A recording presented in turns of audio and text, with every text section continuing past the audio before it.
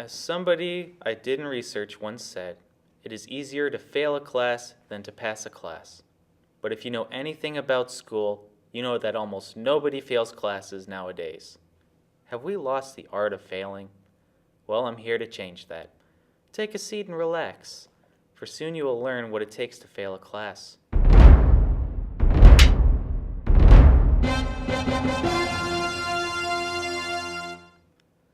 A nice, easy way to ensure that you fail a class is to avoid learning any of the topics in the class. Use the time to work on your fan art in your notebook. Go on social media and express your opinions and why other people's opinions are wrong. Or play your gosh darn video games. For this strategy to pay off, you must sit at or around the back of the classroom. Sitting anywhere close to the front of the classroom can lead to accidental learning from certain occasions, turning that F you were hoping to get into a D-. And remember, when class is done, you are done. Don't waste your life doing assignments outside the classroom. In fact, don't even work on the assignments. Some teachers will give partial credit on assignments, which is bogus. But not doing your homework guarantees that you will not get any credit on your homework.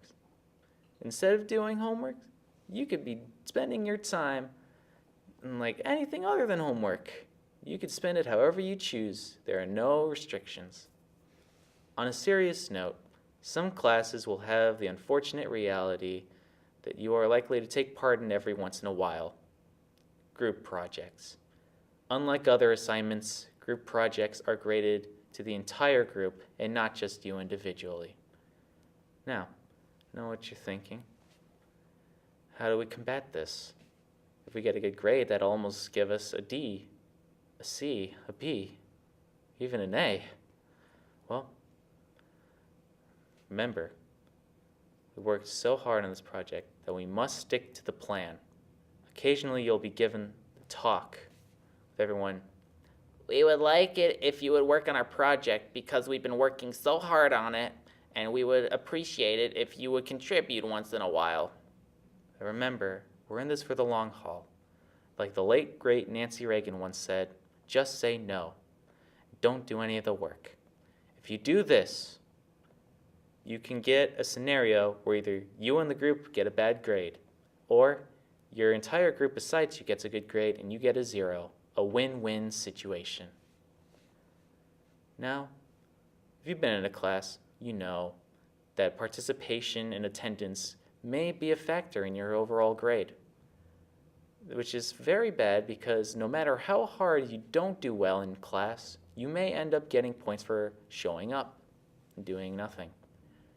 In order to avoid getting a good grade in that field, you have to skip a couple classes.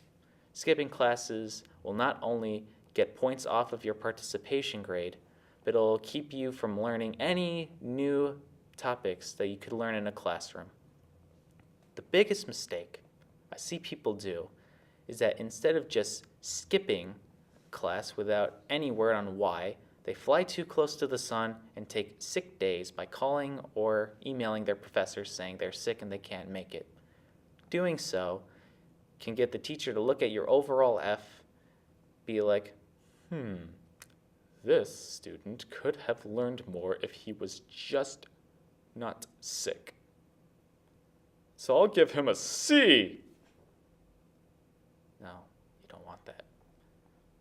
By skipping class, you give the teacher no incentive to raise your overall grade at the end of the semester or year.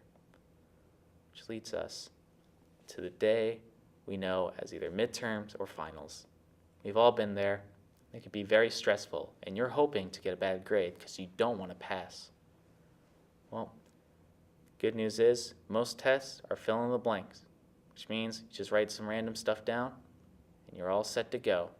But unfortunately, we have these tests we like to call multiple choice. I know that's a scary word because you could get some questions right by accident. And I know what you're thinking. Why don't we just leave it blank? Because, my young Padawan, we are students. We're not savages. Fear not. there is a great way to minimize random correct answers on multiple choice questions. This little method is something I like to call process of elimination. It works very simple. You have a question right here with 4 choices.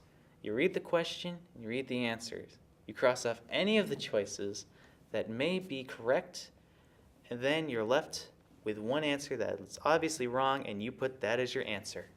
Just remember, there's only one correct answer for each multiple choice question, so the odds are in your favor. And there you have it, my tutorial on how to fail a class. With these tips and tricks, you'll get an F in no time.